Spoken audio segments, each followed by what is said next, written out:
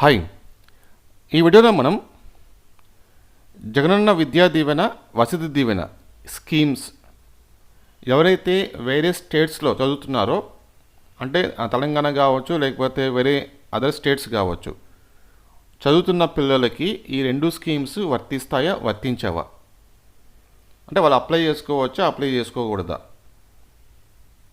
ఒకవేళ వర్తిస్తే కనుక వాళ్ళు ఎలా అప్లై చేసుకోవాలి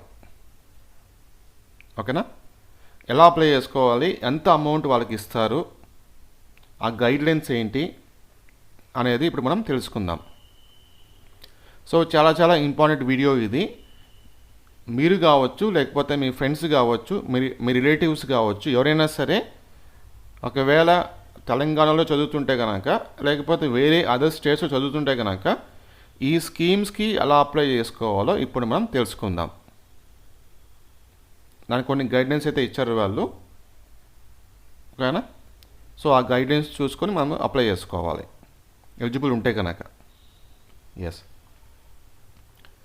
ఈ వీడియో స్టార్ట్ చేసే ముందు ఒక చిన్న రిక్వెస్ట్ ఈ ఛానల్ మీరు ఫస్ట్ టైం చూస్తుంటే తప్పకుండా సబ్స్క్రైబ్ చేసుకోండి అలాగే పక్కన బెల్ సింబల్ ఉంటుంది బెల్ సింబల్ క్లిక్ చేసి ఆల్ ఆప్షన్ చూస్ చేసుకోండి ఎడ్యుకేషన్ జాబ్కి సంబంధించి లేటెస్ట్ అప్డేట్స్ ఎప్పటికప్పుడు తెలుసుకోవచ్చు సో ఇక్కడ చూసుకోవచ్చు మనకు ఒక పీడిఎఫ్ అయితే ఇచ్చారు వాళ్ళు guidelines for students and district welfare officers regarding filling of applications and verification of students studying in Telangana other states okay eligibility criteria who are eligible ఎవరు eligible students applying for Telangana ఎవరైతే తెలంగాణలో చదువుతున్న పిల్లలు ఒకవేళ ఈ స్కీమ్స్ అప్లై చేసుకోవాలనుకుంటే కనుక ఎవరు ఎలిజిబుల్ అంటే ఎస్సీ ఎస్టీ బీసీ ఈబీసీ కాపు మైనారిటీ డిఫరెంట్లీ ఏబుల్డ్ సో వీళ్ళంతా అప్లై చేసుకోవచ్చు వీళ్ళందరికీ వర్తిస్తుంది అన్నమాట ఈ రెండు స్కీమ్స్ కూడా వర్తిస్తాయి ఎవరికి మీరు కనుక తెలంగాణ చదువుతుంటే కనుక లేదు మీరు తెలంగాణ కాకుండా వేరే అదర్ స్టేట్స్ చదువుతున్నారు అనుకుంటే కనుక ఓన్లీ ఎస్సీ ఎస్టీకి మాత్రమే వర్తిస్తుంది అంటే వీళ్ళు మాత్రం అప్లై చేసుకోవచ్చు మీరు తెలంగాణ చదువుతుంటే కనుక ఎస్సీ వాళ్ళు అప్లై చేసుకోవచ్చు ఎస్టీ అప్లై చేసుకోవచ్చు బీసీ ఈబీసీ కాపు మైనారిటీ అందరూ అప్లై చేసుకోవచ్చు ఇది ఓన్లీ తెలంగాణ వరకు మాత్రమే అనమాట తర్వాత సో ఈ రెండు స్కీమ్స్ మీరు అప్లై చేసుకోవాలనుకుంటే కనుక మీకు ఇన్కమ్ చెక్ చేస్తారు వాళ్ళు ఎస్సీ ఎస్టీకి అయితే 2 lakhs అదర్ దెన్ ఎస్సీ ఎస్టీకి అయితే 1 lakh వరకు ఇన్కమ్ చెక్ చేస్తారు నెక్స్ట్ నేటివిటీకి వచ్చేసరికి 4 years study of student in the last 7 years prior to the qualifying examination should be in AP. If 4 years study of student is in Telangana, he or she should apply through Telangana website and Telangana government should sponsor the scholarship as per the minutes. Okay. So నేటివిటీకి వచ్చేసరికి మనకి మీ qualifying exam ముందు అంటే for ఎగ్జాంపుల్గా మీరు ఇప్పుడు degree first year join అయినారు so డిగ్రీకి ముందు మీరు ఏం ఎగ్జామ్ రాసి ఉంటారు ఇంటర్మీడియట్ రాసి ఉంటారు ఇంటర్మీడియట్ దగ్గర నుంచి దాని కింద వరకు ఇంటర్మీడియట్ ఫస్ట్ ఇయర్ తర్వాత 10th class 9th class 8th class 7th class ఇలాగా కింద 7 years ఈ లోపల మీరు మినిమం 4 years ఏపీలో చదివి ఉండాలి ఓకేనా సో ఇంటర్మీడియట్ దగ్గర నుంచి కింద వరకు ఒక 7 years చూసుకుంటే కనుక మినిమం 4 years మీరు ఏపీలో చదివి ఉండాలి లేకపోతే ఆ 4 years మీరు తెలంగాణ చదివి ఉంటే కనుక ఫర్ ఎగ్జాంపుల్గా ఆ 4 years మీరు తెలంగాణలో చదివారు అప్పుడు ఏం చేయాలంటే మీరు తెలంగాణ వెబ్సైట్ ద్వారా అప్లై చేసుకోవాలి ఈ స్కాలర్షిప్కి సో వాళ్ళు ఆ తెలంగాణలో ఎక్కడైతే ఎంతైతే స్కాలర్షిప్ ఇస్తున్నారో ఏ కోర్సుకి ఎలాగైతే స్కాలర్షిప్ ఇస్తున్నారో ఆ విధంగా మీకు స్కాలర్షిప్ అయితే వస్తుంది ఓకేనా next admission category students admitted under convenor quota are only eligible in case of admissions through entrance test so ఈ స్కీమ్స్ అప్లై చేసుకోవాలనుకుంటే కనుక మీరు మీ అడ్మిషన్ అనేది కన్వీనర్ కోటా కిందే వచ్చి ఉండాలి మీకు ఓకేనా సో కన్వీనర్ కోటా కింద వచ్చిన వాళ్ళకి మాత్రమే ఈ స్కీమ్స్ అనేది వర్తిస్తాయి అలాగే లేకపోతే ఏమంటుంది దాన్ని స్పాట్ అడ్మిషన్ కానీ మేనేజ్మెంట్ కోటా కానీ ఇలా మీరు జాయిన్ అయితే కనుక అప్లై చేసుకోలేరు. Next sponsored scholarship students category Telangana other state. So Telangana MTF అంటే ఇది వసతి దీవెన అనమాట. సో ఒకవేళ మీరు తెలంగాణలో చదువుతుంటే కనుక ఆంధ్రాలో ఎంతైతే వసతి దీవెనకి స్కీమ్ ఆ స్కీమ్కి ఎంతైతే అమౌంట్ ఇస్తున్నారో అంతే అమౌంట్ మీకు వస్తుంది. ఎప్పుడు మీరు తెలంగాణ కానీ అదే స్టేట్ కానీ చదువుతుంటే కనుక నో ప్రాబ్లం, అంతే అమౌంట్ మీకు వచ్చేస్తుంది. మనకు ఆంధ్రాలో ఎంతైతే వసతి దీవెన స్కీమ్కి అమౌంట్ ఇస్తున్నారో అంతే అమౌంట్ మీకు ఇచ్చేస్తారు. కాకపోతే ఫీజు రీయింబర్స్మెంట్ వచ్చేసరికి ఇది ఆర్టీఎఫ్ అంటే ఫీజు రీయింబర్స్మెంట్ అనమాట.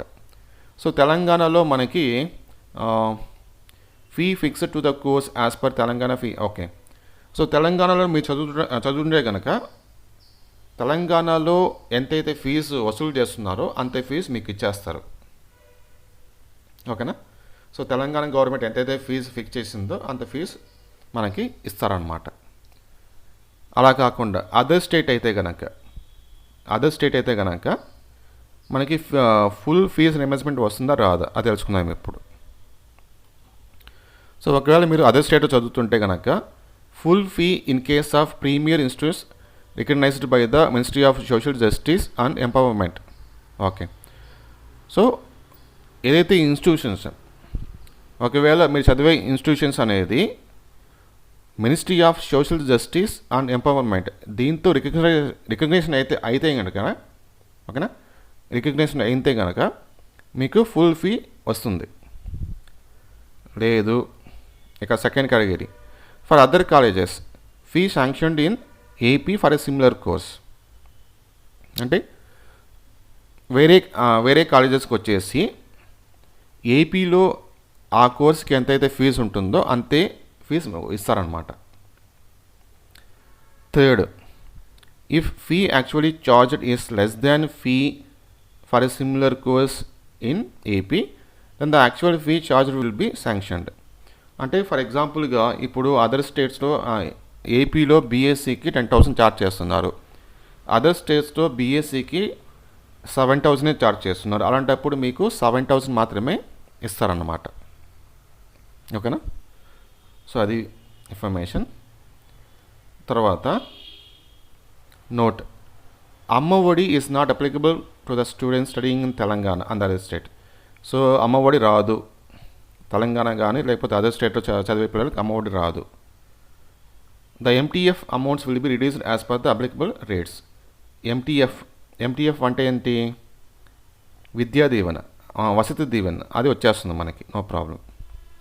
తర్వాత steps for students to apply for TS and OS అంటే తెలంగాణ ఆర్ అదర్ స్టేట్స్. స్టూడెంట్స్కి ఎలా అప్లై చేసుకోవాలని చెప్తున్నారు అనమాట. Mobile number of the student should be linked with Aadhaar. So మీ మొబైల్ నెంబర్ అనేది ఆధార్తో లింక్ అయి ఉండాలి. సెకండ్ వచ్చేసి student can apply through Janmabhoomi AP government ఈ వెబ్సైట్ ద్వారా మీరు అప్లై చేసుకోవచ్చు అని చెప్తున్నారు. Student need to fill the required fields in the both personal details and scholarship details sections. So మీరు మీ పర్సనల్ డీటెయిల్స్ ఎంటర్ చేయాలి, తర్వాత స్కాలర్షిప్ డీటెయిల్స్ ఎంటర్ చేయాలి. Once the student completes this application, an SMS will be sent to mobile number linked to his Aadhaar number with password and user ID will be the Aadhaar number of the student. So మీరు మీ application fill up చేసిన తర్వాత మీ mobile నెంబర్కి SMS వచ్చేస్తుంది, password వచ్చేస్తుంది. So Aadhaar number అనేది user ID అనమాట. తర్వాత student can log in to his Janmabhoomi account with the given login credentials and need to update the password. So మీరు మీ మొబైల్ నెంబర్కి పాస్వర్డ్ వచ్చిన తర్వాత సో మీ యూజర్ ఐడి అంటే Aadhaar number, user ID password రెండు enter చేసుకొని మీరు ఆ పాస్వర్డ్ అనేది చేంజ్ చేసుకోవాలి. తర్వాత under the services in his login student can perform the below listed accounts. So మీరు ఆ లాగిన్ అయిన తర్వాత కొన్ని మాడిఫికేషన్ అయితే చేసుకోవచ్చు. మీరు ఏం చేసుకోవచ్చు? ఎడిట్ రిజిస్ట్రేషన్ ఫామ్ అది చేసుకోవచ్చు. Student can edit the application. So మీరు ఎడిటింగ్ చేసుకోవచ్చు అనమాట. ఎడిటింగ్ అంటే ఏమన్నా మిస్టేక్స్ ఏమైనా ఉన్నాయా, ఏమైనా చేంజ్ చేయాలా చేసుకోవచ్చు. తర్వాత upload the attendance through upload attendance service, అంటే మీరు అటెండెన్స్ అనేది అప్లోడ్ చేసుకోవచ్చు. తర్వాత he or she need to enter number of working days and number of days present along with the uploading the attendance sheet with the seal and stamp of the principal. So మీరు attendance certificate upload చేసేటప్పుడు number of working days mention చేయాలి, number of present days mention చేయాలి. ఓకేనా? ఆ షీట్లో seal ఉండాలి, seal and stamp ఉండాలన్నమాట. Attendance sheet with the seal and stamp of the principal. So మామూలుగా కాలేజ్ సీల్ వేస్తాం కదా, సీల్ వేస్తాము, స్టాంప్ వేస్తాము, తర్వాత కాలేజ్ ప్రిన్సిపల్ సైన్ చేస్తే ఇలాగ మొత్తం ఫార్మాట్ ఉండాలి మీకు. Student need to upload the principal signed copy of scholarship application through upload TS other state student document service. Okay, so upload the principal signed copy. So principal sign చేసిన ఒక application, అంటే scholarship కోసం principal sign చేసిన application అనేది మీరు upload చేయాలన్నమాట ఆన్లైన్లో. తర్వాత student can renew the application for succeeding year through. Okay, మీరు రెన్యూవల్ చేసుకోవచ్చు. తర్వాత ఒకసారి మీరు అప్లై చేసుకున్న తర్వాత రెన్యూవల్ చేసుకోవచ్చు. Under user services the student can change the password. Okay, so మీరు పాస్వర్డ్ అనేది ఎప్పటికెప్పుడు చేంజ్ చేసుకోవచ్చు, నో ప్రాబ్లం. పాస్వర్డ్ అనేది ఎన్నిసార్లు చేంజ్ చేసుకోవచ్చు. తర్వాత things to be done by the student should fill the required details clearly without mistake. So me details అనేది mistake లేకుండా enter చేయాలి.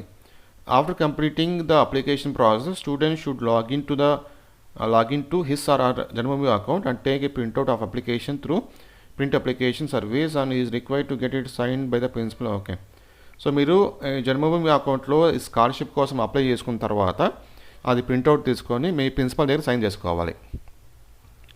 Student must upload the copy of application duly sign by the principal. Okay, ఆ application మీరు ఆన్లైన్లో upload చేయాలి. తర్వాత and he must send self attested hard copies of below listed documents to concern district welfare officers. Okay, the postal addresses are posted in the postal district. Okay, so మీరు ఏం చేయాలంటే మీరు ఆన్లైన్లో upload చేసిన తర్వాత okay you must send. Okay, so మీరు మీ scholarship application మీ principal దగ్గర sign చేసుకొని ఆన్లైన్లో అప్లోడ్ చేయాలి. దాంతోపాటు కింద కొన్ని సర్టిఫికేట్స్ మెన్షన్ చేస్తారు. ఆ సర్టిఫికేట్స్ మీరు సెల్ఫ్ అటెస్ట్ చేయాలన్నమాట. అంటే మీరు సైన్ చేయాలి అక్కడ, ఆ అప్లికేషన్ పైన మీరు సైన్ చేయాలి, విత్ డేట్ సైన్ చేసేసి మీరు పోస్ట్లో పంపించాలన్నమాట. ఎక్కడికి పంపించాలి పోస్ట్లో? మీ కన్సర్న్డ్ డిస్ట్రిక్ట్ వెల్ఫేర్ ఆఫీసర్ వాళ్ళకి పంపించాలి. అంటే మనకి ఒక డిస్ట్రిక్ట్కి ఒక సోషల్ వెల్ఫేర్ ఆఫీసర్ ఉంటుందన్నమాట, వాళ్ళకి పంపించాలి మనం. సో ఆ డిస్ట్రిక్ట్కి సోషల్ వెల్ఫేర్ ఆఫీసర్ ఎక్కడుంది, అడ్రస్ ఏంటి మీకు తెలియకపోతే కనుక కాలేజ్లో అడిగితే వాళ్ళు చెప్తారు ఈ డిస్ట్రిక్ట్కి పలానా చోటు ఉంది అని చెప్పేసి. సో ఏమేమి సర్టిఫికేట్స్ పంపించాలి మీరు? Principal signed original copy of application. So principal sign చేసిన ఒరిజినల్ కాపీ పంపించాలి. Attested xerox copy of caste and income certificate or white ration card. So income certificate కానీ లేకపోతే వైట్ రేషన్ కార్డ్ పంపించాలి. అలాగే caste certificate కూడా దానిపైన మీరు attestation చేయాలి, అంటే సైన్ చేయాలన్నమాట. Attested xerox copy of allotment order. So allotment ఆర్డర్ని సైన్ చేసి పంపించాలి. అటెస్టెడ్ ఫీ స్ట్రక్చర్ కాపీ పంపించాలి.